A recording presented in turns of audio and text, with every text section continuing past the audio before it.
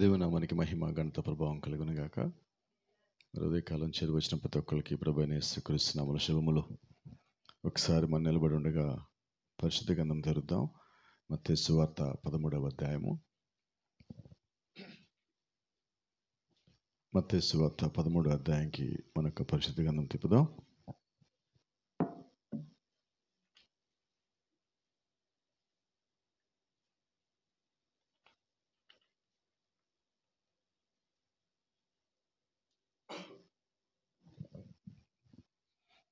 పదమూడవ అధ్యాయం 10వ వచనం. తరువాత శిష్యులు వచ్చి, నీవు ఉపమాన రీతిగా ఎందుకు వారితో మాట్లాడుచున్నావని ఆయన అడగగా, ఆయన వారితో ఇట్లనెను, పరలోక రాజ్య మర్మములు ఎరుగుట మీకు అనుగ్రహింపబడి ఉన్నది, కానీ వారికి అనుగ్రహింపబడలేదు. కలిగిన వానికి ఇయ్యబడును, వానికి సమృద్ధి కలుగును. లేని వానికి కలిగినది వాని వద్ద నుండి తీసివేయబడును. మరియు వారు చూచుచుండియు చూడరు, వినుచుండియు వినక గ్రహింపుకి ఉన్నారు. ఇందు నిమిత్తము నేను ఉపమాన రీతిగా వారికి బోధించుచున్నాను. ఈ ప్రజలు కనులారా చూచి, చెవులారా విని, హృదయంతో గ్రహించి, మనసు త్రిప్పుకొని నా వలన స్వస్థత పొందుకుంటున్నట్లు వారి హృదయము క్రొవ్వినది, వారి చెవులు వినుటకు మందములైనవి, వారు తమ కన్నులు మూసుకొని ఉన్నారు. అయితే మీ కన్నులు చూచుచున్నవి కనుక అవి ధన్యములై ఉన్నవి, మీ చెవులు వినుచున్నవి గనక అవి ధన్యములై ఉన్నవి. అనేక ప్రవక్తలను నీతిమంతులను మీరు చూచు వాటిని చూడగోరియు చూడలేకపోయిరి, మీరు విని వాటిని వినగోరియు వినలేకపోయిరని మీతో నిశ్చయముగా చెప్పుచున్నానను. ఆమేన్. ప్రార్థించుకుందాం. జీవము గల దేవా, జీవాధిపతి అయినా ఉదయకాల సమయంలో మరోసారి నీ యొక్క సన్నిధిలో మేమందరం తలల వంచి చదవబడిన వాక్య నిమిత్తం ప్రార్థిస్తూ ఉండగా, ప్రభువా నీ కృప మాకు దయచేయండి, నీ శక్తి మాకు దయచేయండి, నీ బలం మాకు దయచేయండి. ఈ వాక్యాన్ని గ్రహించడానికి కావలసిన ఆత్మను, నీ యొక్క ప్రభావాన్ని మా మధ్యలో ఉంచి నడిపించండి. మీరు మాట్లాడినప్పుడు మా జీవితాలు సరిచేయబడతాయి. మీరు మాట్లాడినప్పుడు మా సాక్ష్యాలు సరిచేయబడతాయి. మీరు మాట్లాడినప్పుడు మేము స్వస్థతను పొందుకుంటాం. మీరు మాట్లాడినప్పుడు నీ యొక్క మర్మం గ్రహించగలుగుతాం. మీరు మాట్లాడితే ప్రభువా మేము మరణము దాటి జీవంలోకి వచ్చే వరకు ఉన్నాం. ప్రభువా ఏదైనా మరొకసారి నాయన మా హృదయాలని మీరు సంధించమని, మీరు మాత్రమే మాట్లాడమని, నీ మహిమార్థం మేము జీవించడానికి మాకు సహాయం తెచ్చమని, మా జీవితంలో ఉన్న కొరతలను కొదవులను తీర్చివేయమని, మాలో ఉన్న బలహీనతలను తీసివేయమని, నీ యొక్క ఆత్మతోనూ శక్తితోనూ ప్రభావంతో నింపి నడిపించి, జగత్ పునాది కన్నా ముందుగా మేము ఈ భూమి మీద ఏ రీతిగా ఉండాలని ఆశపడి ఉన్నావో ప్రభువా, ఆ రీతిగా మమ్మల్ని మార్చి మీరు మహిమను పొందుకొనమని సమస్తం మీ పేరిట ఆరోపిస్తూ జీవం కలిగిన ప్రభువైన యేసుక్రీస్తు అనే శ్రేష్టమైన నామములో ప్రార్థన చేసి అడిగి వేడుకుంటున్నాము. ఆమేన్. God bless you. దయచేసి అందరం కూర్చుందాం. Praise the lord. దేవుని నామానికి మహిమ ఘనత ప్రభావం కలుగును గాక. ఈరోజు ఒక చిన్న సమస్య వచ్చింది నాకు. వాస్తవంగా ఒక 3 నెలల నుంచి ఇంగ్లీష్ సర్వీస్ వెళ్తున్నా. ముందు మైండ్ అంతా ఇంగ్లీష్తో ప్రిపేర్ అయి ఉంది కాబట్టి దేవుడే సహాయం చేస్తారనుకుంటున్నా. నాకు తర్వాత సర్వీస్కి తెలుగుకి రెడీ అయ్యాను, ముందేమో ఇంగ్లీష్కి రెడీ అయ్యాను. మరి చూద్దాం ప్రభు ఎలా మనకు సహాయం చేస్తాడు. Praise the lord. మరి మనం మాట్లాడుకున్నాం కొన్ని వారాలు మనం ఒక అంశం మీద వెళ్దామని చెప్పి దేవుడు ప్రేరేపణ కలిగించున్నాడని. మరి ప్రభు చిత్తమైతే మరి అదే అంశాన్ని మనం కొనసాగిస్తూ ఉన్నాం. పరిశుద్ధాత్మ కార్యములు, ఇది 2వ భాగంగా మనం మాట్లాడుకుంటున్నాం. అయితే దీంట్లో మనకి ప్రాముఖ్యమైన సంగతి ఏంటంటే to understanding the mysteries of God, దేవుని యొక్క మర్మములను గ్రహించుట.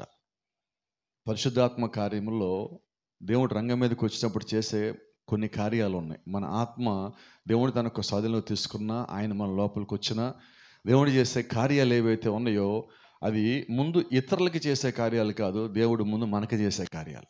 నువ్వు పరిశుద్ధాత్మను పొందుకున్నావంటే, ఆయన ఒకవేళ కాపరిగానే పరిశుద్ధాత్మను పొందుకుంటే అది సంఘానికి పనిచేసే దానికన్నా ముందు అది కాపరి లోపల పనిచేస్తుంది. ఒక విశ్వాసి పరిశుద్ధాత్మను పొందుకుంటే తన కుటుంబంలో పనిచేసేదానికన్నా ముందుగా తన వ్యక్తిగతమైన జీవితంలో అది పనిచేస్తుంది.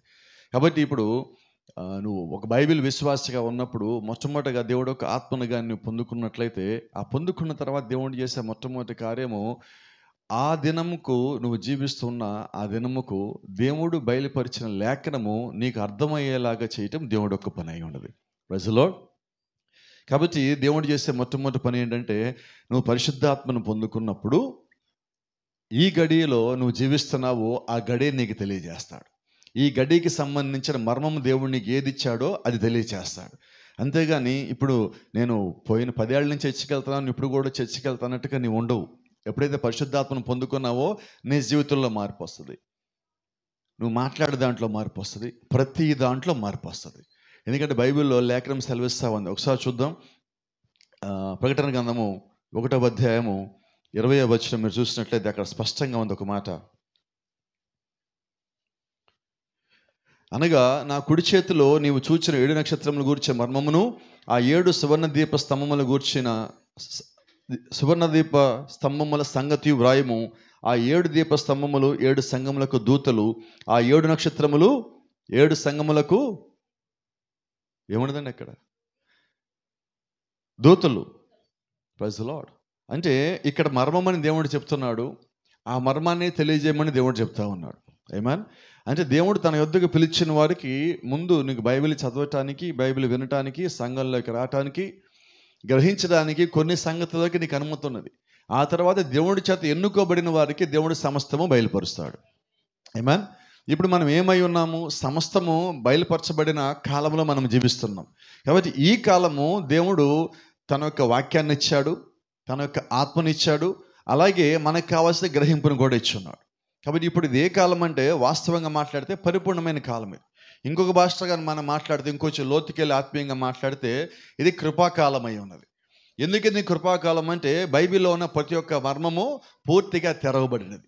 ఇప్పుడు బైబిల్లో దేవుడు మర్మాలేమీ దాచిపెట్టలేడు, అన్ని మర్మాలను దేవుడు మనకి తెలియజేస్తున్నాడు. Praise the lord. కాబట్టి ఇప్పుడు మనం ఏ కాలంలో ఉన్నామంటే, సమస్త మర్మములను దేవుడు బయలుపరిచిన కాలంలో మనం జీవిస్తున్నాము. కాబట్టి ఇప్పుడు మనం తప్పు చేసిన, పాపం చేసిన, అబద్ధం చెప్పిన అన్నిటికీ మరీ ఎక్కువగా లెక్క చెప్పాల్సిన వాళ్ళమై ఉన్నాం. ఎందుకని? నాకు తెలియదు అంటానికి వీల్లేదు. నువ్వు వాక్యము నీకు తెలుస్తూ ఉన్నది. చూడండి, ఎన్నడూ లేనంతగా ఇప్పుడు భూమి మీద సువార్త జరుగుతున్నది. ఎన్నడూ లేని సంఘాలు ఇప్పుడు భూమి మీద ఉన్నాయి. యూట్యూబ్ తెరిస్తే మనకి పాస్టర్ గారులే. చర్చిని ఇంటి దగ్గర నుంచి బయలుదేరి ఒక చర్చికి రావాలంటే ముందు 30-40 చర్చిలు దాటి మనం రావాలి. ఇంత సువార్త జరుగుతూ ఉండి ఇంకా నాకు ఇది తెలియదండి అంటే ఎలాగా?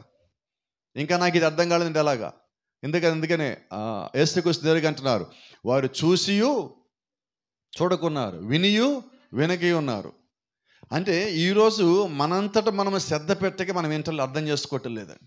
రెండోది, దేవుడు ఆత్మను అనుగ్రహిస్తే మనకు అర్థం కాకుండా ఉండదు. ఈ 2 సంగతులు ఒకటై ఉండాలి. ఒకటి, మన దేవుడు ఎన్నికలో లేకపోవటము. రెండోది, ఎన్నికలో ఉండి గ్రహించకుండా ఇంకా మన లోకపు స్థితిలో జీవించటము. ఈ రెండిట్లో ఏదో ఒకటై ఉండాలి. మనం దేవుడు యొక్క సంగతి ఎరిగినప్పుడు, దేవుడు యొక్క ఆత్మను ఎరిగినప్పుడు ఒక్కటే జ్ఞాపకం అండి, నువ్వు లోకంలో ఉన్న ఏ ఒక్కదాని గురించి ఆలోచించం. దేవుడు నీకు ఇచ్చిన వాగ్దానము, ఆయన నీకు ఇచ్చిన వర్తమానము, ఈ గడి కొరకు నువ్వు ఎలాగ జీవిస్తున్నావు అన్నది నిరంతరము నిన్ను నీవు మార్చుకోవడం కోసం నువ్వు కలిగి ఉన్న ప్రయాస కనిపిస్తుంది. Praise the lord. దేవుని నామానికి మహిమ కలుగును గాక. ఇంకో చిన్న మాట చూద్దాం. ఈరోజు చాలామందికి సంఘానికి వచ్చే వాళ్ళకి కానీ, రానోళ్ళకి కానీ, ఇళ్ళ దగ్గర ఉండే వాళ్ళకి కానీ, వాళ్ళందరికీ ఒక సందేహం ఉంటుంది. ఏంటంటే, నేను ఇంతకీ పరిశుద్ధాత్మను పొందుకున్నానా లేదా? ఇది పెద్ద సమస్య. ఎవరికి వాళ్ళు ఏమనుకుంటారంటే, మనకు చర్చిలో కూడా ఒక అలవాటు ఉంది. కొద్దిసేపు గట్టిగా అరిచి కేకలు చెప్పి ఏమే నన్ను అరిచేగానే ఏమో అనుకుంటాము, నేను ఈరోజు ఆత్మను పొందేసుకున్నాను, ఎవరికి దొరకలేదు, నాకు వచ్చేసిన ఆత్మ అనుకుంటాం. అయితే నువ్వు చర్చిలో పెట్టిన కేకల వల్ల నువ్వు ఎప్పుడు ఆత్మను పొందుకో. నువ్వు ఆత్మను పొందుకుంటే కేకలేస్తావు, అది కాదంటల్లా. అయితే నువ్వు ఆత్మను పొందుకున్నావు అన్న సంగతి ఎలాగ తెలుస్తుందంటే, అది నీ లోపల ముందు క్రియ చేయాలి. ఆమేన్. అంటే నా లోపల జీవితాన్ని దేవుడు మారుస్తాడు. ఇప్పుడు నా లోపల జీవితాన్ని మార్చడం అంటే, నువ్వు ఆత్మను పొందుకోవడం అంటే దేవుడు నీ లోపలికి రావటం. నిజమేనా? మరి ఇప్పుడు దేవుడు నా లోపలికి వస్తే నా జీవితం ఎలాగుంటుంది? ఆ క్షణం నుంచే మారుతుందండి. అది 2 రోజులకో, వారానికో, నెలకో, సంవత్సరానికో, 10 ఏళ్లకో మారదు. దేవుడిని నేను కలుసుకున్నాను అంటే నీ జీవితము అక్కడే మారవలసి ఉంది. బైబిల్లో చూడండి, మోషేతో దేవుడు మాట్లాడినప్పుడు ఆ మండుచున్న పొదలోంచి అక్కడే మోషే జీవితం మారింది. దమస్కు మార్గంలో అపోస్తలుడైన పౌలుతో దేవుడు మాట్లాడగానే అక్కడే ఆయన జీవితం మారింది. సమరయ స్త్రీతో బావి దగ్గర మాట్లాడగానే అక్కడే ఆమె జీవితం మారింది. పేతుడితో ఆ సముద్రం ఒడ్డున మాట్లాడగానే అక్కడే పేతురు జీవితం మారింది. మరి అదే నిజమైతే అదే దేవుడు ఈరోజు మనం ఇంట్లో ఉన్నప్పుడు, ప్రార్థించినప్పుడు, మోకాళ్ళ మీద ఉన్నప్పుడు, ఉపవాసం ఉన్నప్పుడు, ఆల్రెడీ ప్రార్థనలో ఉన్నప్పుడు, సంఘానికి వచ్చినప్పుడు, నువ్వు పరిచయం చేస్తున్నప్పుడు, సువార్త చెప్తున్నప్పుడు ఎక్కడో ఒక చోట నీతో మాట్లాడి ఉండాలి కదా. అలా మాట్లాడి ఉంటే మనం పరిపూర్ణంగా చేంజ్ అయ్యి ఉండాలి కదా, పరిపూర్ణంగా మార్పు చెందిన వారం అయి ఉండాలి కదా. ఇంకా మారలేదంటే అర్థం ఏంటంటే దేవుడు నాతో మాట్లాడే విధంగా నేను ఇంకా లేను, నా మనసు ఇంకా రెడీ అవ్వలేదు, నా ఆత్మ ఇంకా సిద్ధపాటు కలిగి లేదు, నేను దేవుడికి లోబడటానికి ఇంకా సిద్ధముగా లేను అనే కారణాలే మనకు కనిపిస్తున్నాయి. నీవు పరిశుద్ధాత్మను పొందుతివి అని ఏ ఒక్కరూ నీతో చెప్పరు. మనం అనుకుంటున్నాం నేను ఆత్మను పొందేసుకున్నాను అని చెప్పి సంఘం అంతా నన్ను అనుకోవాలనుకుంటున్నాం. నేను బాగా జీవిస్తాను, సంఘంలో నేను పర్ఫెక్ట్గా ఉన్నాను అని అందరూ అనుకోవాలని చెప్పి మనం కొన్నిసార్లు జీవిస్తున్నాం. నువ్వు అలాగ అనుకున్నంతకాలం ఎన్నడూ పరిశుద్ధాత్మను పొందుకోలేవు. ఎందుకంటే ఆత్మను పొందుకున్న వ్యక్తి నేను ఆత్మను పొందుకున్నాను అందరూ అనుకోవాలనుకోడు. ఎందుకంటే ఆ ఆలోచన నుంచి బయటకు వచ్చాక నువ్వు ఆత్మను పొందుకుంటావు. అంతేనా? అంటే ఇతరుల మెప్పించడం కొరకు నేను ఆత్మను పొందుకోను, ఇతరుల ముందు నేను మంచి అనిపించుకోవడం కొరకు అందరి ముందు బాగా ఉండను. నా లోపల ఏ ఆత్మ ఉన్నదో నేను దాని ప్రకారమే జీవిస్తాను. నిజమేనా? ఇప్పుడు మనం నేను మెప్పు కొరకు జీవిస్తే నా దగ్గర ఉన్న ఆత్మ కాదండి, అది నటించే ఆత్మ. మనం సంఘానికి వచ్చినప్పుడు కొన్నిసార్లు ఏం చేస్తామంటే వాళ్ళేమనుకుంటారో వీళ్ళేమనుకుంటారో అని మనం కొన్ని ఆపేస్తున్నాం. వాళ్ళేమనుకున్నారో నువ్వు ఆపేసావా, అది తప్పని నువ్వు ఆపేసావా? రెండింటికి తేడా ఉన్నది. ఎవరన్నా ఏదైనా అనుకుంటారని చెప్పి నువ్వు మానేయటం వల్ల అది నీలోంచి బయటికి పోలా. అది బయటికి ఎప్పుడు పోయిందంటే ఇది వాక్యానుసారం కాదు అని విడిచిపెట్టావు చూసావా, అప్పుడు అది బయటికి పోయినట్టు. అర్థమవుతుందా అండి? అంటే చిన్న చిన్న సంగతులే మన వ్యక్తిగతమైన జీవితంలో అనేకమైనవి చిన్న చిన్న సంగతులు మనం పరిశుద్ధాత్మను పొందుకున్నామేమన్న భ్రమలో మనం ఉంచుతున్నాయి. చూడండి, ఒకసారి ప్రాఫెట్ అలా చెప్పడం మీకు జ్ఞాపకం చేస్తాను. ఒక వ్యక్తి సిగరెట్ మానేశాడు. నైటు అతనికి భోజనం చేశాక సిగరెట్ దగ్గర అలవాటు ఉన్నది. సిగరెట్ తాగాలి అతనికి కోరిక బలంగా వచ్చినప్పుడు గదులు అటు ఇటు బలంగా తిరుగుతున్నాడు. బయటికి వెళ్ళి షాప్కి వెళ్ళి సిగరెట్ కొనుక్కోవాలి ఉన్నది. బయటికి వెళ్తే సిగరెట్ కొంటానని గదికి లోపల తాళం వేసి అటు తాళం వేసి ఇటు తాళం వేసి అటు ఇటు తిరుగుతున్నాడు. టెన్షన్ తిరుగుతున్నాడు. తలంతా పట్టేసినట్టుగా అలాగా నాలుగు పీకేస్తాను, రకరకాలుగా ఉన్నది. ఇప్పుడు చెప్పండి, అతను మానేశాడా? ఏం చేశాడు మరి? బలవంతంగా ప్రయత్నం చేస్తాను, బలవంతంగా ఆపేశాడు. నువ్వు కూడా బలవంతంగా ఏదన్నా అలా చేస్తే నువ్వు మారినట్టు కాదు. నువ్వు బలవంతంగా నువ్వు క్రైస్తవుడు అవ్వలేవు.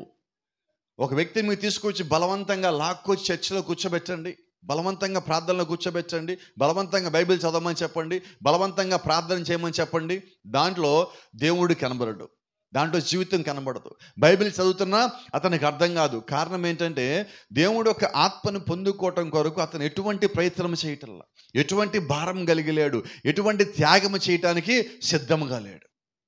ఎలాగ దేవుని లోపల రాగలడు? ఎలాగ దేవుని లోపల కార్యములు చేయగలడు? లేఖనం ఒక మాట అంటుంది, ఒకసారి చూద్దాం. యోహాను సువార్త 14:26 ఒక మాట ఉంది, కొంచెం చదవగలరు ఎవరన్నా?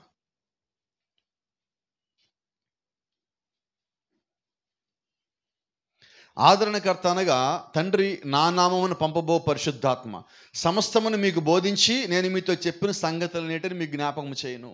ఇప్పుడు పరిశుద్ధాత్మను పొందుకుంటే పరిశుద్ధాత్మ చేసే మొదటి పని ఏంటి? అక్కడ ఒక మాట చూడండి, బోధించి. అంటే ఇప్పుడు పరిశుద్ధాత్మ మొట్టమొదటిగా ఏం చేస్తున్నాడు? నాకు బోధించలేని నా జ్ఞాపకం చేస్తున్నాడు. ఇది మొదటి పని, ఇతరులకు కాదండి. అందుకని చూడండి, ప్రభువైన యేసుక్రీస్తు ఒక మాట చెప్పాడు, మీరు యెరూషలేములో ఉండి మేడగదిలో ఉండి పైనుంచి శక్తిని పొందుకునేంత వరకు కిందకి దిగవద్దు. ఎందుకంటే మీరు ఇతరులకు బోధించాలి. ఇతరులకు బోధించాలంటే ముందు మీరు పరిశుద్ధాత్మను పొందుకొని ఉండవలసి ఉన్నారు. మీరు పొందుకున్నాక అప్పుడు మీరు ఇతరులకు బోధించాలి. ఎందుకని ఆ మాట అన్నాడంటే నువ్వు పరిశుద్ధాత్మను పొందుకుంటే మొట్టమొదటిగా నీ గుణం చచ్చిపోతుంది. ఏంటది? మన ఈ భూ సంబంధానికి వచ్చే స్వభావం చచ్చిపోతుంది. అది చచ్చిపోకుండా నువ్వు ఇతరులకు నువ్వు బోధించలేవు. ఎందుకు మనం బోధించే ఇతరులకు కట్టబడలేదంటే కారణము వారు మన జీవితం చూస్తారు, ప్రత్యేకించి నా జీవితం చూస్తారు. బోధించే వారి జీవితం ఎలాగ ఉండాలంటే వాక్యానుసారమైన జీవితం ఉండాలి. అందుకే లేఖనములో ఈ కాల వర్తమానం ఒక మాట ఉన్నది, నీ జీవితము సువార్తకు తగినట్టుగా ఉన్నదా? ఏ సువార్త? బోధించే సువార్త కాదు, ఆల్రెడీ రాయబడిన సువార్తకు తగినట్టుగా ఉన్నదా లేదా? అంటే వాక్యానుసారమైన జీవితం నువ్వు జీవిస్తూ ఉన్నప్పుడు ఆ జీవితము ఇతరులని కడుతుంది. ఆ జీవితము నీలో ఉన్న మరణం తీసేస్తుంది, ద్వేషం తీసేస్తుంది. ఈ లోక సంబంధమైన క్రియలు కార్యములు మొత్తము ఒక్కొక్కటి బయటికి తీసుకొని పోయేదే అది పరిశుద్ధాత్మై ఉన్నది. ఈరోజు మనకి కావాల్సింది ప్రాముఖ్యంగా అది. మనం ఏమంటాం? వాళ్ళు పరిశుద్ధాత్మను పొందుకున్నారా? వాళ్ళ జీవితం ఎలాగుంది, వీళ్ళ జీవితం ఎలాగుంది, వాళ్ళ జీవితం ఎలాగున్నది. సరే, వాళ్ళందరూ పాతాళానికి పోతారు, నువ్వు ఎక్కడికి పోతావు చెప్పండి? దేవుడు ఎవరికి పరిశుద్ధాత్మ ఇచ్చాడో మనకు తెలియదు. మనం ఇతరులకు తీర్పు తెచ్చడానికి రాలేదండి, మనము తీర్పులో రాకుండా చూసుకోవాలి మనం. అవునా? ఇప్పుడు మనం ఎలా ఉన్నా, మనం ఉన్న జీవితం ఎలా ఉండదంటే, వాళ్ళు సరిగా ఉన్నారా, వీళ్ళు సరిగా ఉన్నారా, ఆ సంఘం సరిగుందా, ఈ సంఘం సరిగుందా, ఆ పాస్టర్ గారు సరే, ఈ పాస్టర్ గారు సరే, ఇలాగయ్యాం మనం. అది తర్వాత అండి. నువ్వు పరిశుద్ధాత్మను పొందుకుంటే ముందు దేవుడు ఎక్కడ కార్యం జరిగించాలి? కొంచెం గట్టిగా చెప్పండి. నాలో కార్యం జరిగి, ఇప్పుడు నాలో తప్పులు ఉండగా నేను ఇతరులను ఎలాగంటాను? అనలేను కదా. ఇంకో మాట, ఆడు తప్పు చేస్తే లేదుగా నేను చేస్తే తప్పు వచ్చిందంటే అర్థం ఏంటి? నేను చేసింది ఒప్పుకున్నానని అర్థమైనదా? వాళ్ళు చేస్తే అనలేదుగా నేను చేస్తా అంటారా అంటే అర్థం ఏంటి? నేను తప్పును ఒప్పుకున్నాను ఆల్రెడీ. ఇది సంగతి. కాబట్టి ఇప్పుడు మనం ఎలాగ ఉండాలంటే, ఇతరులు పక్కన పెట్టేయండి, నేను చేసింది రైటా రాంగా నీ ఎవరు తెలియజేయక్కర్లా. నీలో ఉన్న వాక్యం తెలియజేస్తుంది, నువ్వు పొందుకున్న ఆత్మ తెలియజేస్తుంది నువ్వు సరిగా ఉన్నావా లేదా. కాబట్టి మనం ఇతరులను విమర్శించాల్సిన పని లేదండి. లేఖనం అంటుంది, the advocate the Holi spirit whom the father will send in my name will teach you all things. అన్నీ మీకు బోధిస్తాడు, సమస్తం మీకు బోధిస్తాడు. ఇక నాకు పరిశుద్ధాత్మ కాక వేరొకరు బోధించాల్సిన పని లేదు. అప్పుడు మీకు ఒక మాట అనొచ్చు, మరి బ్రదర్ అలాగైతే మాకు పరిశుద్ధాత్మ అన్నీ బోధించడం మా సంఘానికి ఎందుకు రావాలి? మరి దేవుడు ఒక మాట చెప్పాడు, సంఘములతో ఆత్మ చెప్పుచున్న మాట చెవి గలవాడు వినుగాక.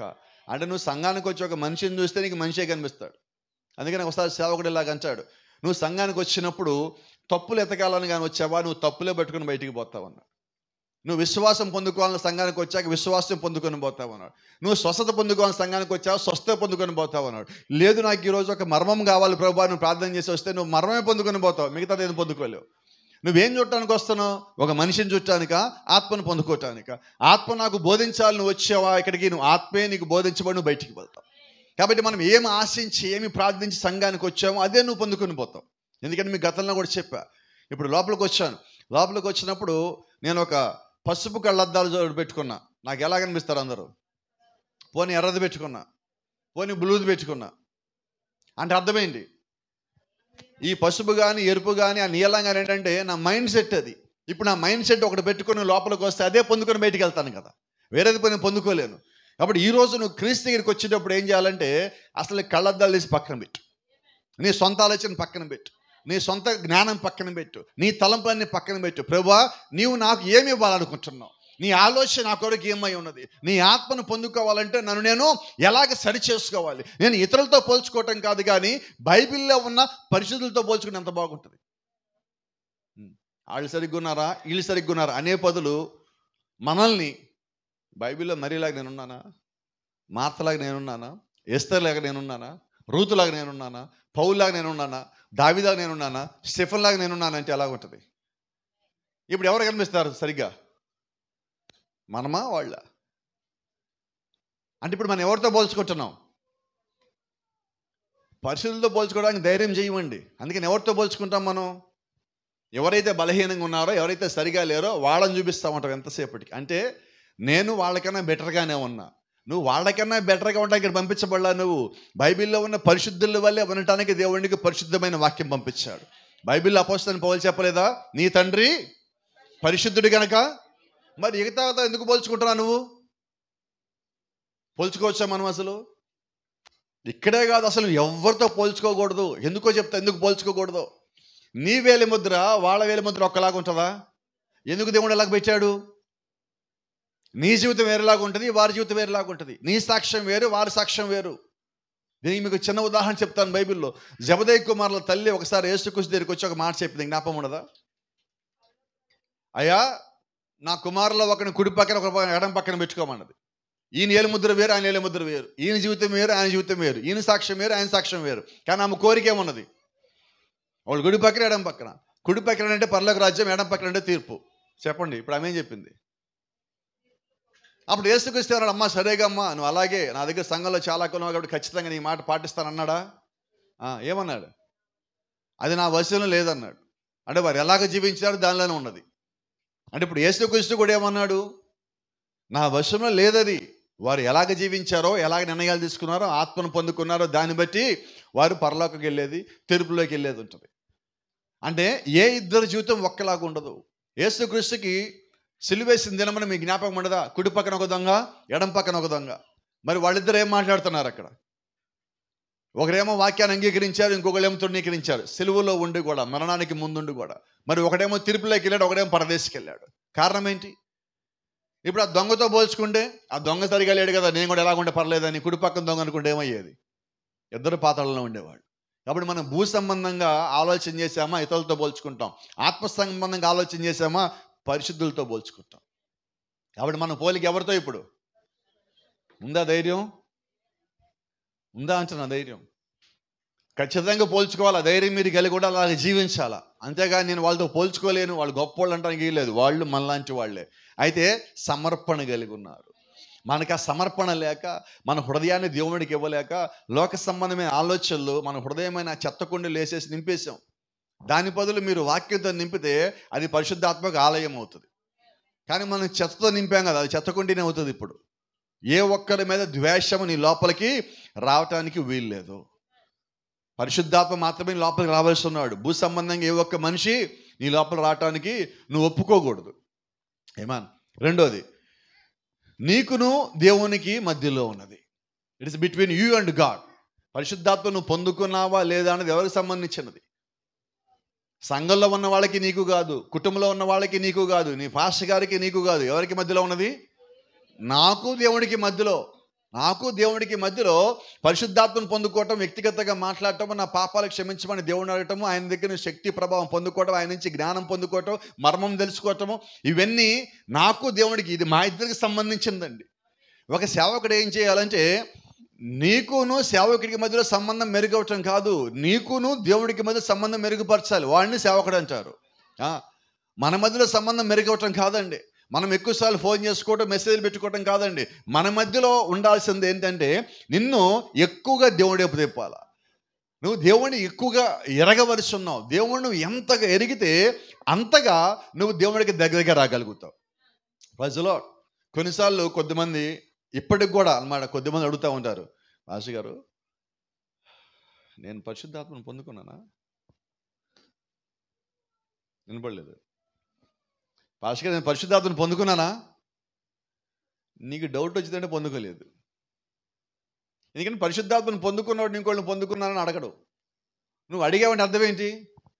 పొందుకోవాలని కోరుకున్నది ఎక్కడో ఏదో లోపం ఉన్నది. అదే సమస్య. Praise the lord. కాబట్టి ఇప్పుడు ఎలాగ ఉండాలి మనం? కొన్నిసార్లు మనం కొద్దిగా మారిపోయి, కొద్దిగా బట్టలు మార్చేసుకుని, కొద్దిగా మాటలు మార్చేసుకుని, కొద్దిగా ప్రార్థన చేస్తా, కొంచెం బైబిల్ చదివేస్తా, ఒక నెల 20 రోజుల్లో గడవగానే ఇంట్లో అడుగుతాం, నా లైఫ్ ఎంత అలా మారిందా? మొత్తం పూర్తిగా మారిపోయినా. Totally change, your brand new person. నేను ఆత్మను పొందుకున్నట్టే. ఇంకా ఏంటది? కొద్ది రోజులు బైబిల్ చదివి, కొద్ది రోజులు ప్రార్థన చేసి, కొంచెం బట్టలు మార్చేసి, కొంచెం మేకప్ తగ్గించేస్తే, చెప్పండి, కొద్దిగా హెయిర్ స్టైల్ మార్చేస్తే పొందేసుకున్నట్టేనా? పరిశుద్ధాత్మను పొందుకోవటం అంటే లోపల ఉన్న వాటిని దాచిపెట్టడం కాదు, లోపల ఉన్న వాటిని వదిలిపెట్టడం. రెండింటికి తేడా ఉన్నది. దాచిపెట్టినా కనబడదు, వదిలిపెట్టినా కనబడదు. కానీ దాచిపెట్టిని మళ్ళీ బయటకు వస్తాయి, వదిలిపెట్టిని మళ్ళీ బయటికి రాదు.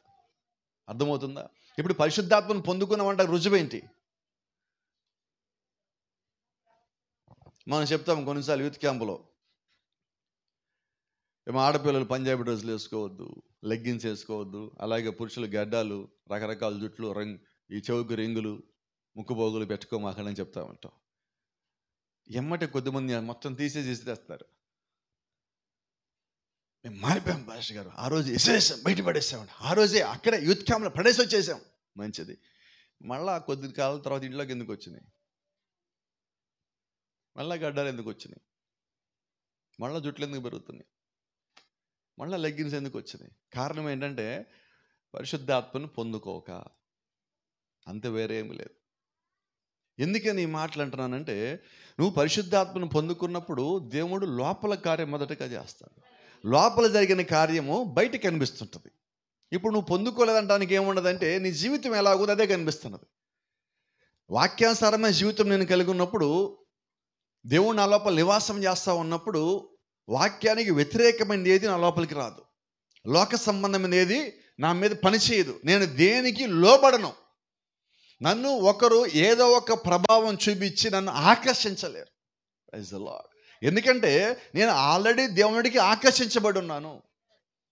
ఏమా, ఇప్పుడు నేను దేవుడికి ఆకర్షించబడి, మన భాష మాట్లాడుకుందాం, దేవుడికి లంగరేయబడ్డావు.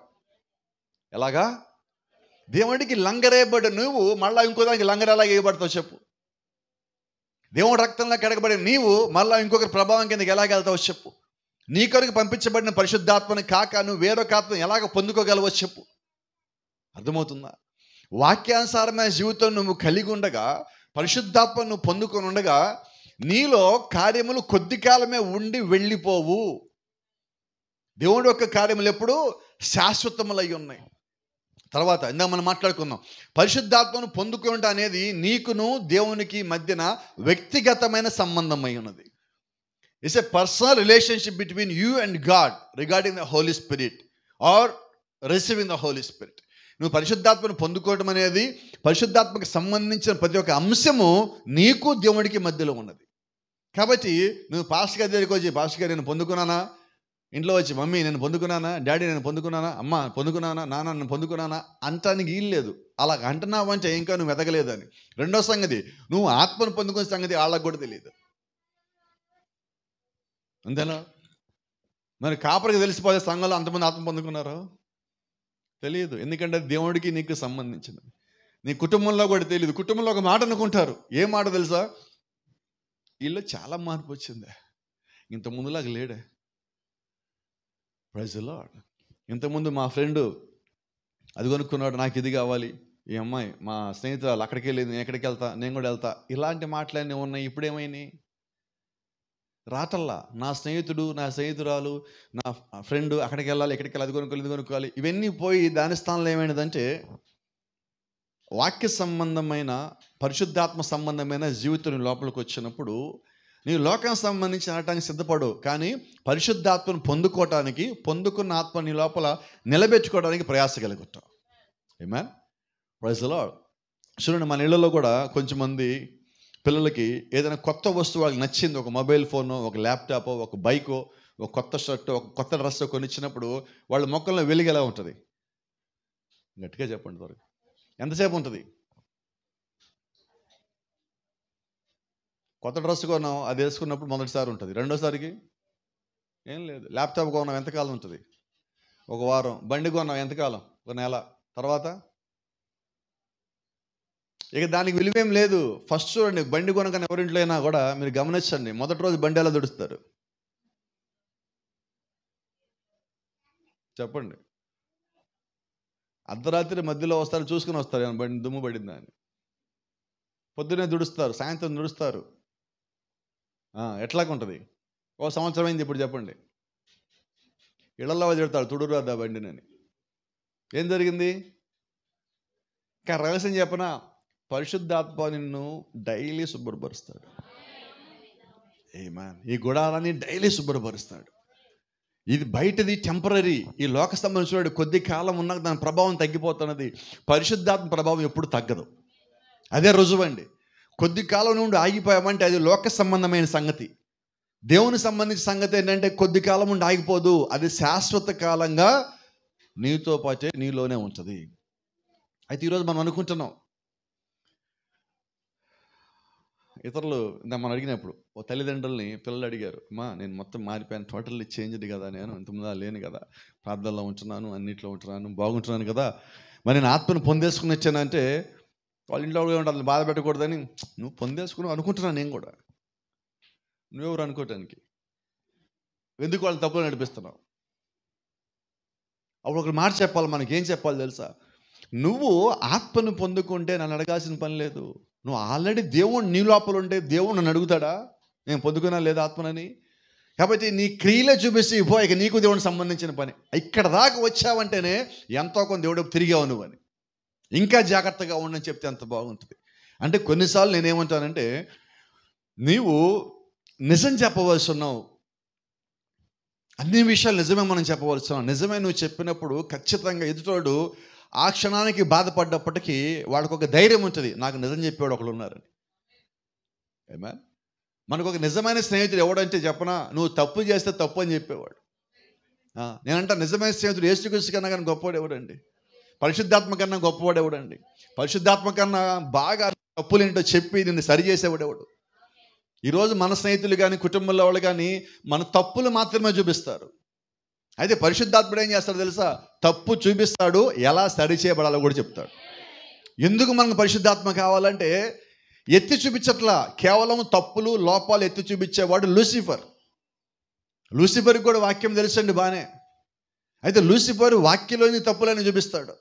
కానీ దేవుడు ఏం చేస్తారంటే అదే వాక్యంలోంచి నువ్వు ఎలాగ తప్పులోంచి బయటికి రావాలో, ఎలాగ పాపంలోంచి బయటికి రావాలో, నువ్వు ఎలాగ దీవించబడాలో, ఎలాగ ఆస్వాదించబడాలో, ఎలాగ దేవుడు యొక్క శాపం లోకం యొక్క శాపం నుంచి బయటికి రావాలో, అపవాది యొక్క చిక్కుల నుంచి బయటికి రావాలో నీకు సమస్తము తెలియజేసేవాడు పరిశుద్ధాత్ముడై ఉన్నాడు. కాబట్టి ఎందుకు మనకి పరిశుద్ధాత్ముడు కావాలంటే లోకపు ఊపిలో నువ్వు చిక్కుకొని పోకుండా ఉండాలంటే నీకు పరిశుద్ధాత్ముడు అవసరమై ఉన్నాడు. ఏమా ఇప్పుడు చెప్పండి, దేవుడు ఆత్మను పొందుకుంటే ఎక్కడికి అరేంజ్ చేస్తాడు? బయట లోపల. లోపల మనల్ని సంపూర్ణంగా మార్చాక నీకు బయట రిజల్ట్స్ కనిపిస్తాయి. ప్రజలో వచ్చింది మరి ఇంకోటి అంటాం, I believe you have got it. నేను అనుకుంటున్నా నువ్వు పొందేసుకున్నావు అని. ఇప్పుడు వాళ్ళు ఏమనుకుంటారు? మా అమ్మ, మా నాన్న, మా భాష గారు వీళ్ళే నా గురించి ఆత్మను పొందుకున్నాం అనుకుంటే నేను పొందేసుకున్నట్టే. ఇంకో ఈస్ట్ వెస్ట్ సైడ్ కొద్దిగా వెళ్ళినప్పుడు వాళ్ళు అంటారు, భాష గారు మేము ఎప్పుడో పొందేసుకున్నాం పరిశుద్ధాత్మని. ఏంటది? అది చందనాలోనో బొమ్మలోనో చొక్కా కాదని కొనుక్కొని వేసేసుకోవడానికి. అది జీవితం. నేను పొందేసుకున్నాను నువ్వు చెప్తున్నావంటే ఇంకా నీకు పరిశుద్ధాత్మ అంటే తెలియదని. అసలు పరిశుద్ధాత్మ పొందుకున్నాడు ఎవరు నేను పొందుకున్నాను చెప్తాడా? చెప్పండి. స్టీఫెన్ చెప్పాడా బైబిల్లో? పౌలు చెప్పారా? మేటగదిలో ఉన్న 120 మంది కిందకు వచ్చి మేము ఆత్మను పొందుకున్నామని చెప్పారా? వాళ్ళు ఏం జరిగిందంటే వాళ్ళ క్రియలు వాళ్ళ ఆత్మను పొందుకున్నట్టుగా రుజువులు ఇచ్చని, సాక్ష్యములు ఇచ్చని.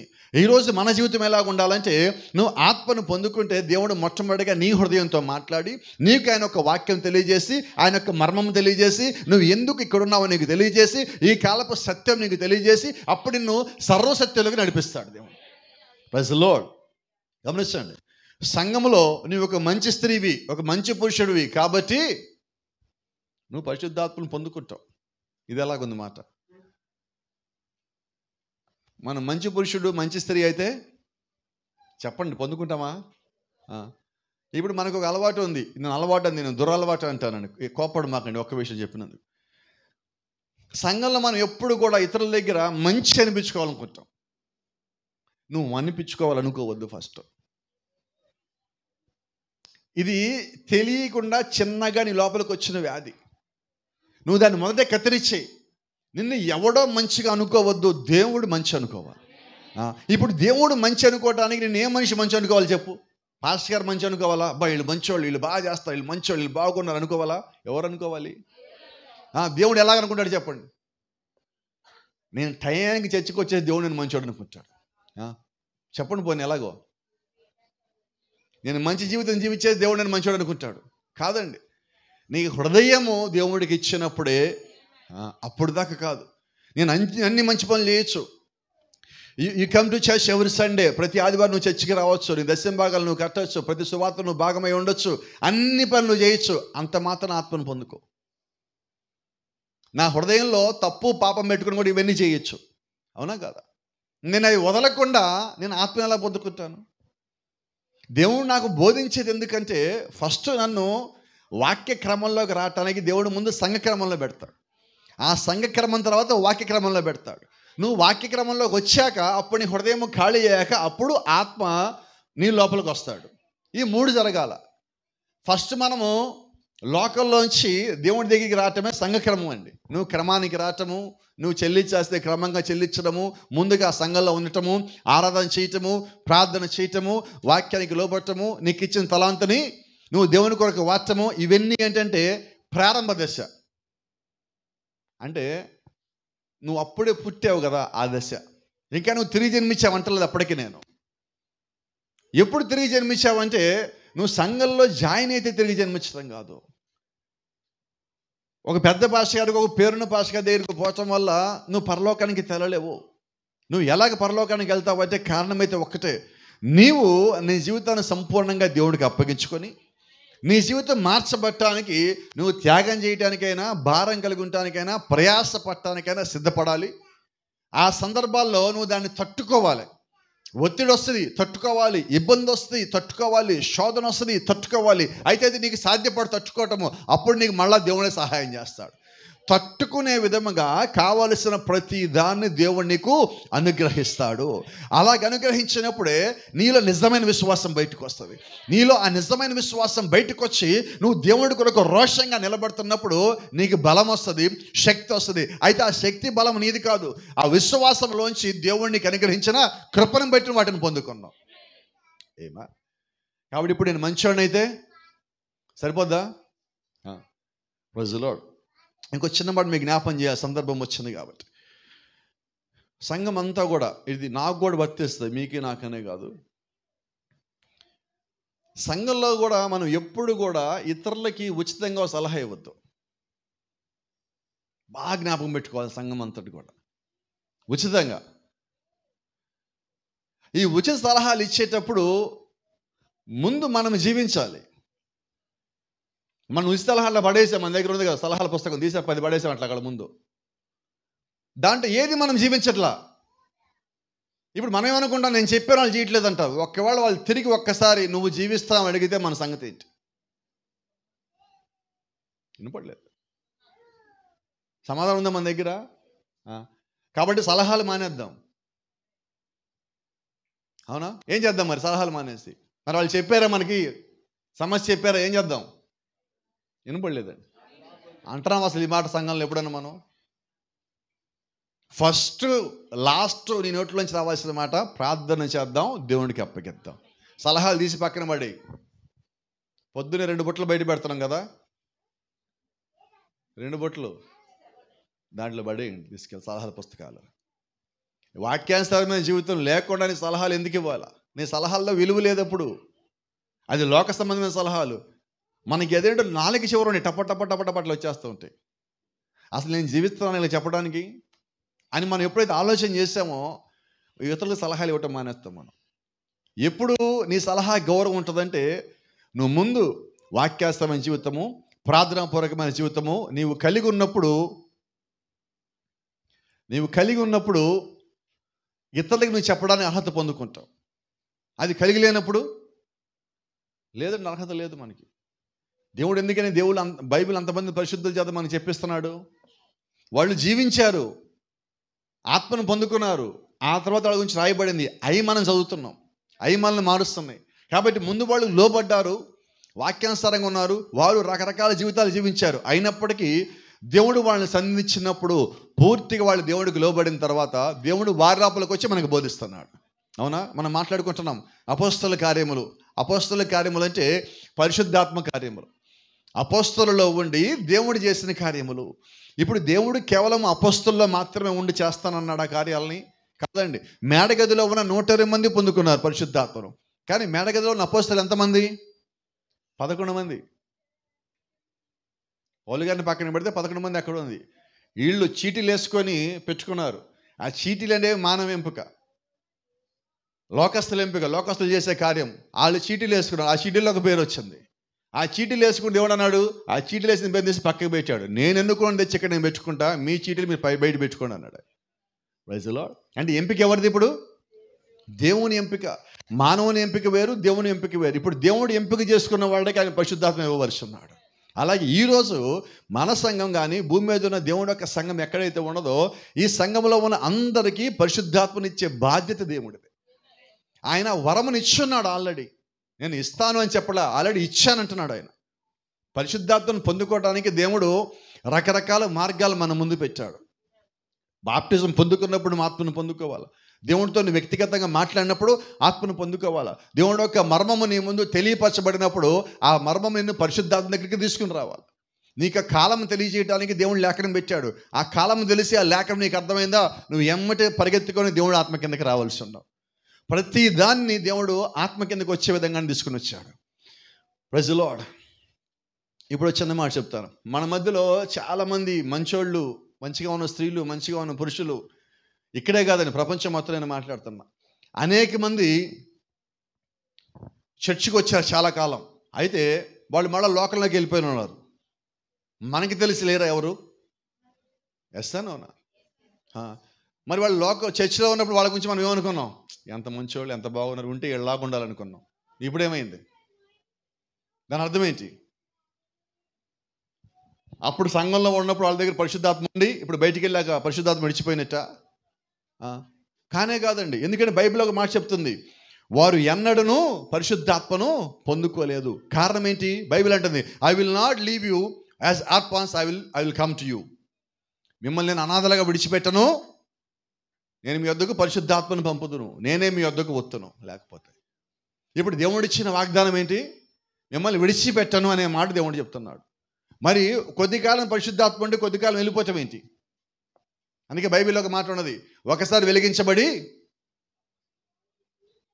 ఆత్మ సంబంధం వరములు చూసిన తర్వాత వాడు కానీ ఆరిపోతే వాళ్ళకి ఇంకా ఎలగడన్నాడు.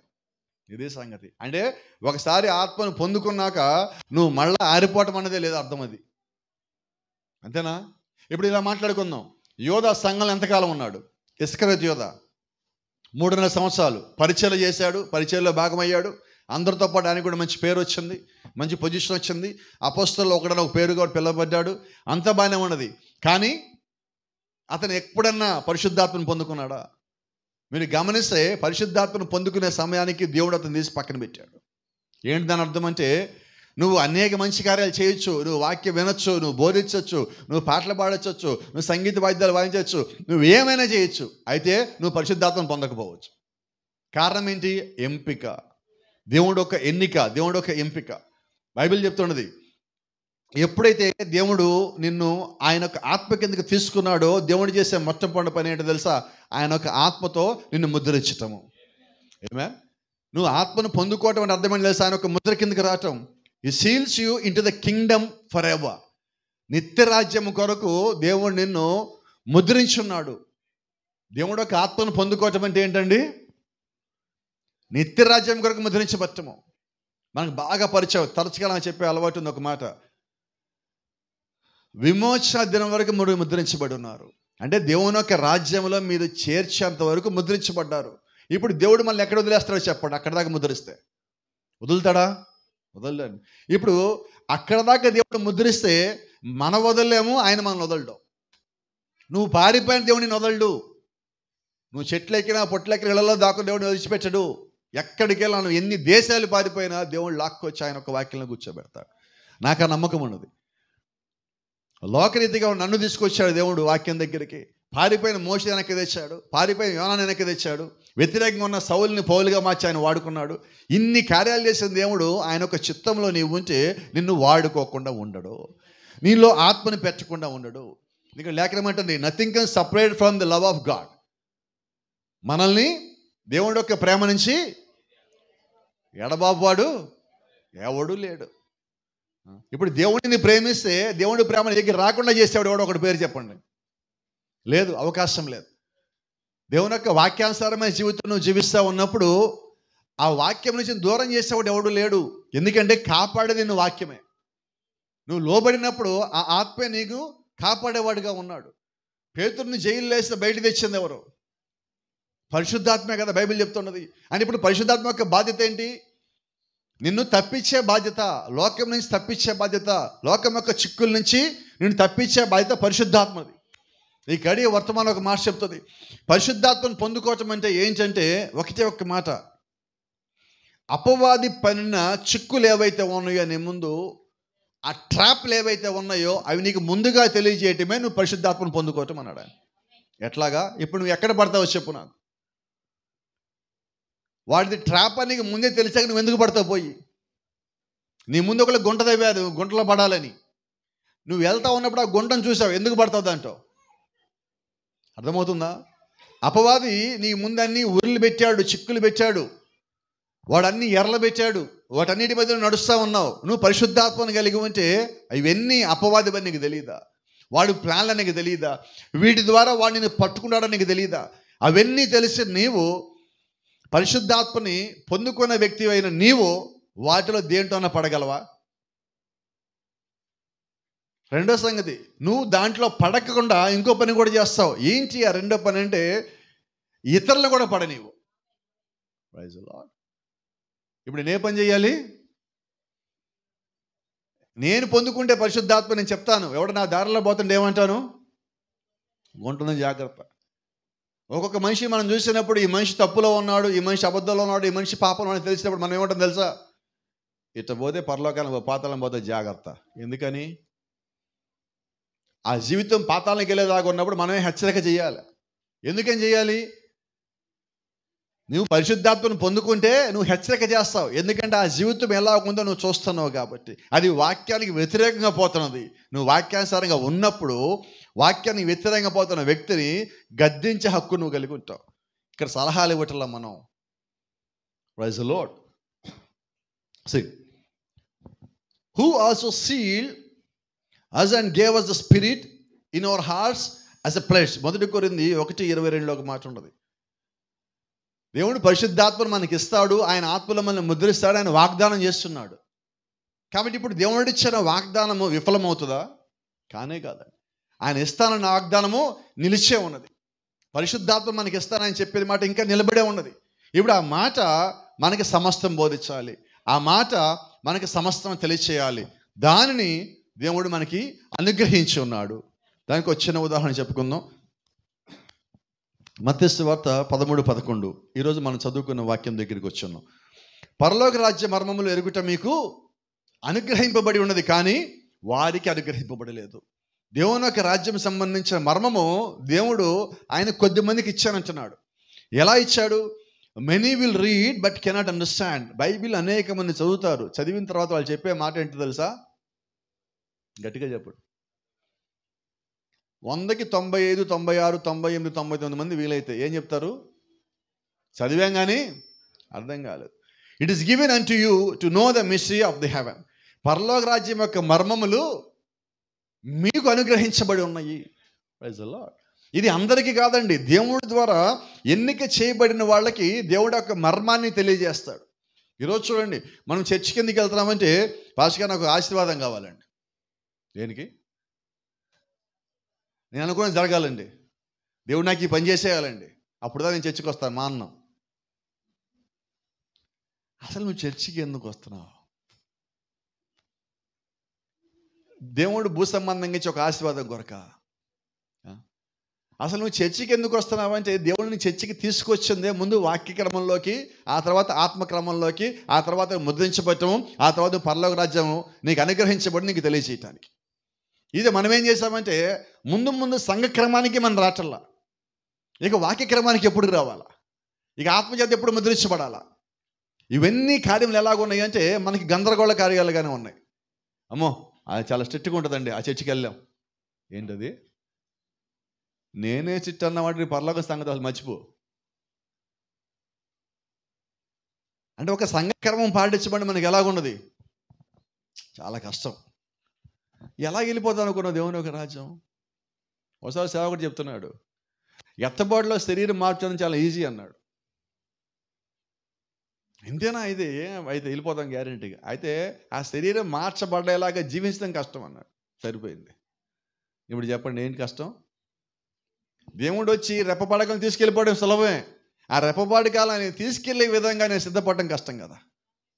ఆ కార్యాలు సులభంగా కనిపిస్తే మనకి ఇది అప్పటి వరకు జీవించడం కష్టం కదా. నిజమేనా కదా? Praise the Lord. బైబిల్ ఎంచున్నది, every mystery was revealed by the Holi Spirit. బైబిల్లో ఉన్న ప్రతి ఒక్క మర్మము ఇప్పుడు ముగించబడినది, మనకి తెరవబడినది. ఎలా తెరవబడింది? పరిశుద్ధాత్మ సహాయం చేత.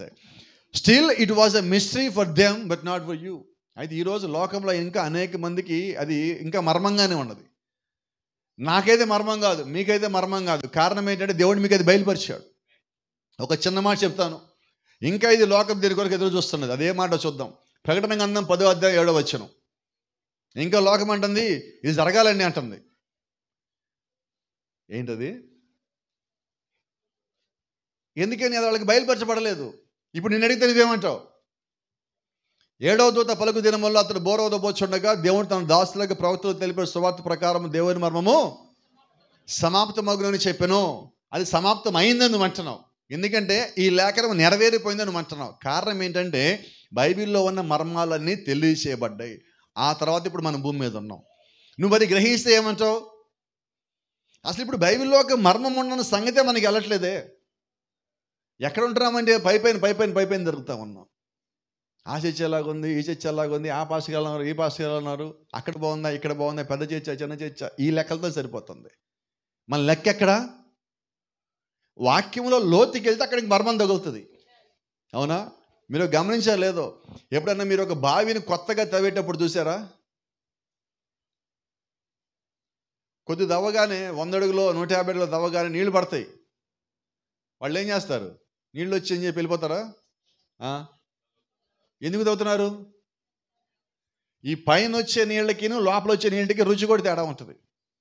ఇంకో మాట ఉన్నది, ఫస్ట్ నీళ్ళు చప్పగా వచ్చినప్పుడు వాళ్ళు ఒక మాట అంటారు, కొద్ది కాలం మీరు ఆ తోటి నీళ్ళు వాడుతూ ఉండండి, ఆ తర్వాత మంచి నీళ్ళు వస్తాయి.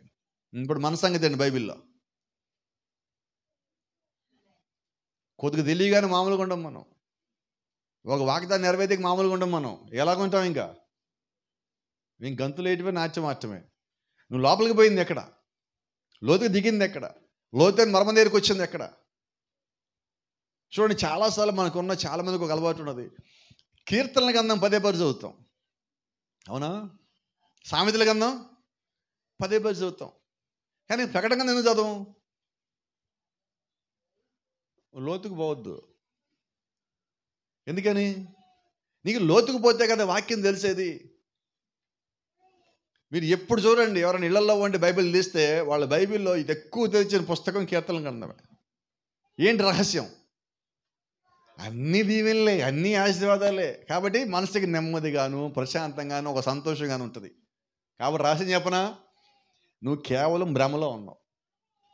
నీకు నిజం చెప్పాక ఎవడో ఒకడు నేనే అవుదాం అనుకుంటున్నా. నువ్వు అవన్నీ చదివి ఇవన్నీ దేవుడు నాకు ఇచ్చేస్తా అనుకుంటున్నావు. కానీ అలాగున్నావా?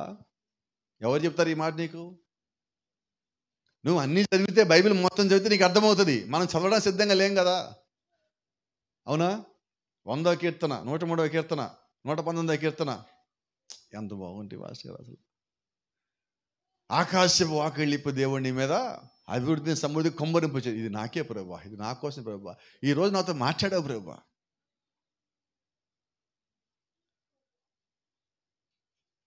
ఎలాగున్నాం మనం ఇప్పుడు? మన జీవితం ఎలాగున్నది? నువ్వు ఆ వాక్యం తీసుకోవద్దు అంటల్లా, అంతవరకే తీసుకొని ఆగిపోవద్దు అంటున్నా. పరిశుద్ధాత్మ నీలో ఉంటే పరిశుద్ధాత్ముడు ఏం చేస్తాడు? సమస్తము నీకు బోధించును. ఒక్క వాక్యం బోధించి వెళ్ళిపోడు దేవుడు. నీకు ఒక్క వాక్యం అర్థం వివరించి వెళ్ళిపోడు. సమస్తము నీకు బోధిస్తాడు.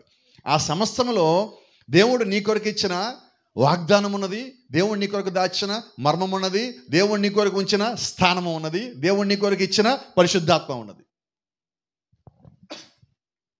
ఇవన్నీ మనం ఎక్కడ తీసుకుంటున్నాం? తీసుకోవట్లేదండి, కొద్ది వరకు ఆగిపోతున్నాం. సంపూర్ణంగా నువ్వు వాక్యాన్ని తీసుకున్నప్పుడే నువ్వు పరిపూర్ణుడు కాగలవు. అపోస్తలుడైన పౌలు అంటున్నాడు, నీ తండ్రి పరిపూర్ణుడు గనక, పరిశుద్ధుడు గనక నీవును. ఇప్పుడు మనం పరిపూర్ణులు అవ్వాలంటే పరిపూర్ణమైన వాక్యంలోకి రావాలా. ఈ గడి మనం జీవిస్తున్నాం కదా, ఈ గడిలో దేవుడు ఇచ్చిన వాక్యం ఏంటంటే పరిపూర్ణమైన వాక్యం ఇప్పుడు భూమి మీద ఉన్నది. అంటే ఇంతకుముందు యేసుక్రీస్తు వాళ్ళు అంటున్నారు, చూడండి, అయ్యా నువ్వు ఎందుకు ఉపమాన రీతిగా మాట్లాడుతున్నావు, నాకు అర్థం కావట్లేదు. అప్పుడు ఆయన అంటున్నాడు, ఉపమాన రీతిగా ఎందుకు మాట్లాడుతున్నాను అంటే వాళ్ళు దాన్ని గ్రహించలేరు, కానీ ఉపమానం మీరు గ్రహిస్తారు. అది మీకు అనుగ్రహించబడి ఉన్నది. కాబట్టి ఈరోజు దేవుడు సత్యాన్ని మనకు అనుగ్రహించాడు, మర్మాన్ని మనకు అనుగ్రహించాడు, పరిశుద్ధాత్మ మనకు అనుగ్రహించాడు, అన్నీ దేవుడు అనుగ్రహించాడు. ఆ కారణం చేతే దేవుడు సమస్తాన్ని ఆయనలో ఉన్న ఆయన యొక్క సంఘం అనే శరీరానికి మొత్తము బయలుపరుచుకున్నాడు. ఆ సంఘం అనే శరీరానికి మనం పెట్టుకున్న పేరే యేసుక్రీస్తు యొక్క వధువు శరీరం అంటున్నాం మనం. దాని కొరకు దేవుడు సమస్తము వెచ్చించాడు, దాని కొరకు దేవుడు సమస్తము ఇచ్చివేస్తున్నాడు. దాంట్లో వాక్యం ఉన్నది, మర్మం ఉన్నది, పరిశుద్ధాత్మ ఉన్నది, సమస్తం యొక్క బయలుపాటు ఉన్నది, దాని యొక్క నెరవేర్పు ఉన్నది. ఇప్పుడు దాన్ని మనం పొందుకోవాలి. అది పొందుకోకుండా మన జీవితాన్ని ముగిస్తుంది ఎలాగా? ఇంకొక చిన్న లేఖనము మలాకి 4వ అధ్యాయం 5-6 వచనాలు. యెహోవా నియమించిన భయంకరమైన మహాదినపు రాకమునుపు నేను ప్రవక్తనకు ఏలియాని మీ వద్దకు పంపుదును. ఏం మాట అది? దేవుని యొక్క భయంకరమైన మహాదినపు రాకముందు నేను ప్రవక్తకు ఏలియాని మీ వద్దకు పంపుదును. కొద్దిమంది అన్నారు ఈయన రావాలండి. ఎందుకని? ఇప్పుడు ఈయన వస్తే మన పరలోక రాజ్యం వైపు తిప్పుతాడు ఈయన. వీళ్ళు ఇంకా ఈ మర్మం జరగలేదు, ఎదురు చూస్తారంటే ప్రకటన 17 అర్థం కాల. ప్రకటన 17 అర్థమైతే వాళ్ళు ఏమంటారంటే మాకు ఈ మర్మం బయలుపరచబడిందంటే మాకు అర్థమైనది. ఎలాగ అర్థమైందంటే పరలోక రాజ్యం యొక్క అర్థము, ఆ భావం యొక్క మర్మము మీకు అనుగ్రహింపబడి ఉన్నది. అది దేవుని చేత మనకు వచ్చినది, ఇవ్వబడింది. కృప చేత, ఆత్మచేత మనకి బయలుపరచబడ్డాయి. మనకి ఏ మనుషుడు బోధించలేదు. మీరు బైబిల్ గమనించండి. బైబిల్ మొత్తంలో ఏ ప్రవక్త ఏం బోధించలేదు, ఏ అపొస్తలులు ఏం బోధించలేదు. మరి బోధించింది ఎవరు? వారిలో ఉన్న దేవుడు యొక్క ఆత్మ. పాత నిబంధనలో దేవుడు యొక్క ఆత్మ వారి మీదకి వచ్చినప్పుడు యెహోవా ఆత్మ బలంగా వారి మీదకి రాగా, కొత్త నిబంధన వారు ఆత్మ పూర్ణులై ఆత్మచేత నింపబడిన వారై పరిశుద్ధాత్మ అగ్ని వలె వారి మీద దిగినప్పుడు అప్పుడు వాళ్ళు మాట్లాడుతున్నారు. అంటే మీరు ఎక్కడ గమనించినా వాళ్ళు ఏ కార్యములు చేసినా దేవుడు వాళ్ళలో ఉండి కార్యం జరిగించాడు. ఆమేన్. కాబట్టి ఇప్పుడు ఏలియా వచ్చినా ఏలి ఎలాగ రావాలి? తన శక్తి తన బలంతో రాడు, తన జ్ఞానంతో రాడు. దేవునితో రావాలి? పరిశుద్ధాత్మతోనూ దేవుడి యొక్క వాక్యంతోనూ దేవుడి యొక్క మర్మంతోనూ మనకు బోధించాలి. ఆమేన్. దేవుని నామానికి మహిమ కలుగును గాక. ఓ చిన్న మాట చెప్పి మనం ముగించుకుందాం. ఇక్కడికి వచ్చిన వర్తమానం this is a sign of the end sir. అయ్యలారా, ఇదేనా కాలం యొక్క సూచన, అంతం యొక్క సూచన అనే వర్తమానంలో ఒక చిన్న మాట ఉంది. Revolution comes does not mean that everything is fulfilled. ప్రత్యక్షత రావటం వల్ల సమస్తము ముగించబడదు. ఈరోజు మనం ఏమనుకుంటున్నాం? ప్రత్యక్షత వచ్చేసింది, ఇంక అయిపోయింది, ఇంకంతా నాకు ప్రత్యక్షత వచ్చేసింది, అయిపోయింది. ప్రత్యక్షత వచ్చింది, అయిపోయింది.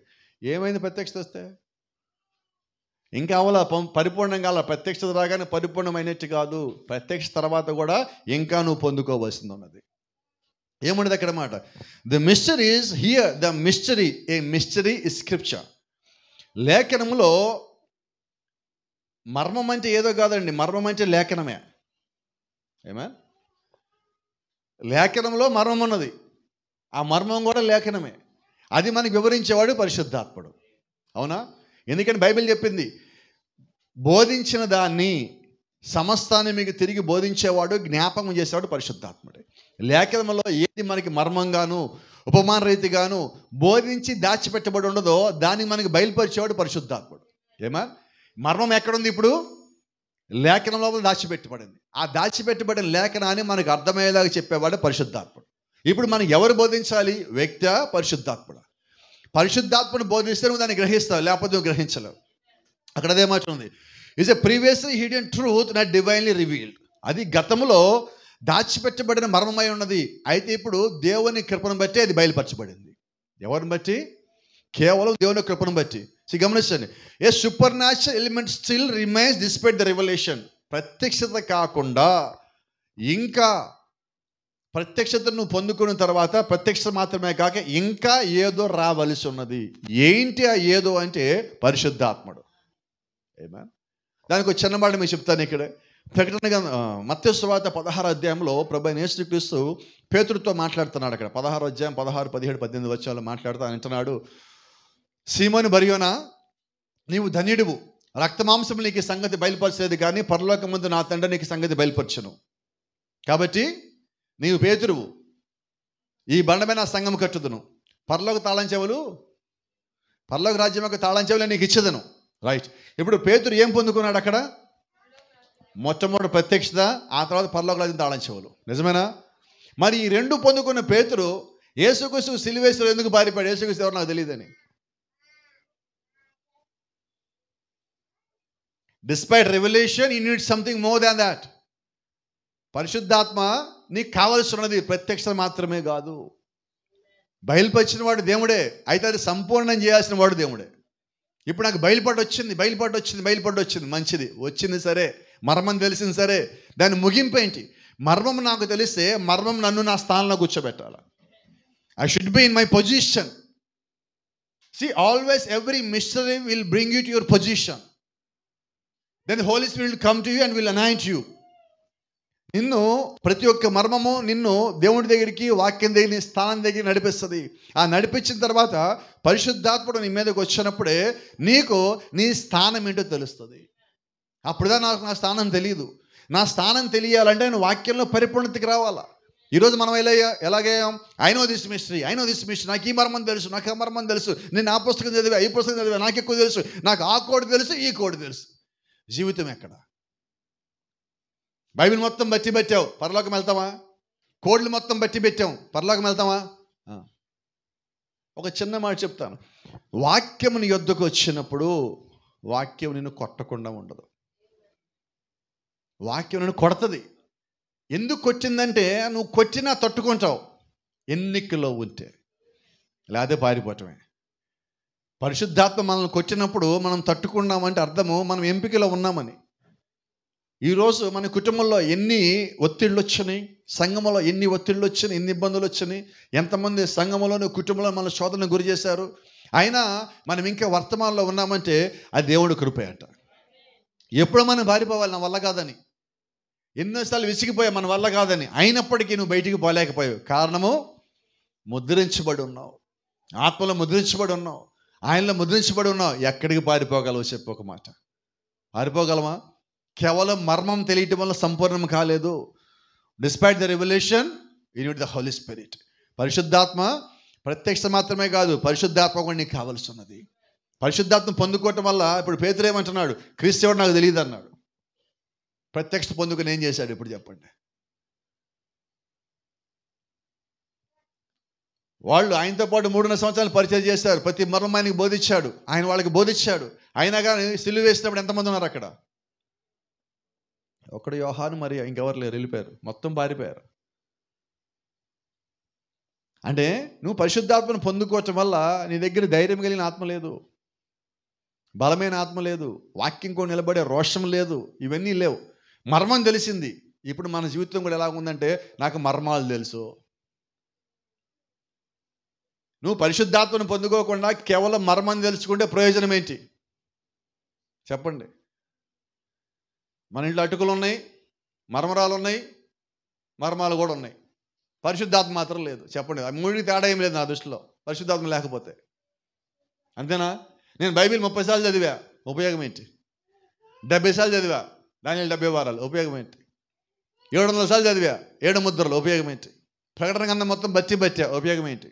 పరిశుద్ధాత్మ లేనప్పుడు ప్రయోజనమే లేదు. ఈరోజు ఎవడన్నా ఏమన్నాడు, ఎమ్మటే మనం కోడి పెడతాం, ఎమ్మటే పటా పటా పటా పటా పటా, రైట్? ఆ కోడి పెట్టి నువ్వు జీవిస్తున్నావా? అవునా? ఇప్పుడు కత్తులతో కొట్టుకోవట్లేదు, ఎందుకు కొట్టుకుంటున్నారు?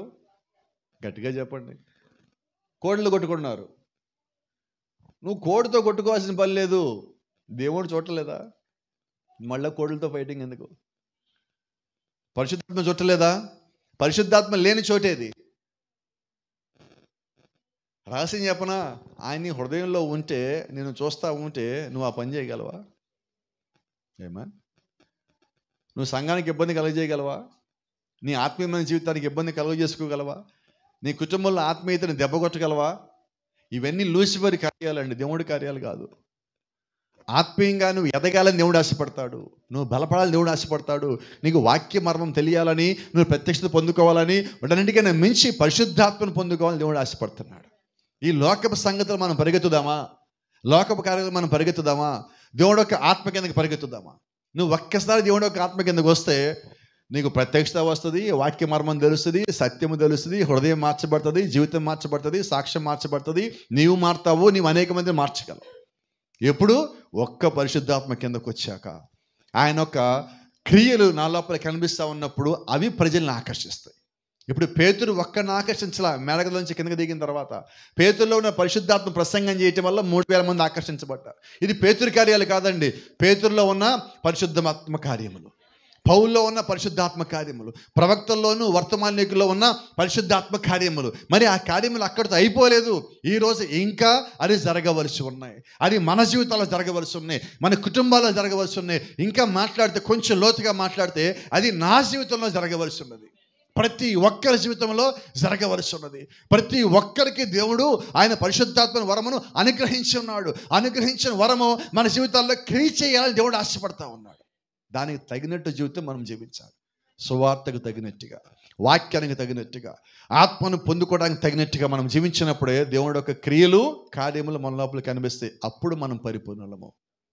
అప్పుడు దేవుడు పరిశుద్ధాత్మనిచ్చింది మర్మాలను గ్రహించడానికి, గ్రహించిన తర్వాత దాని ప్రకారం మనం జీవించడానికి. అంత మాత్రమే కాదండి, ఇంకా మన లోపల అనేక సంగతులు జరగవలసి ఉన్నాయి. ఆమేన్. God bless you. దేవుడు మిమ్మల్ని దీవించును గాక. షలోమ్.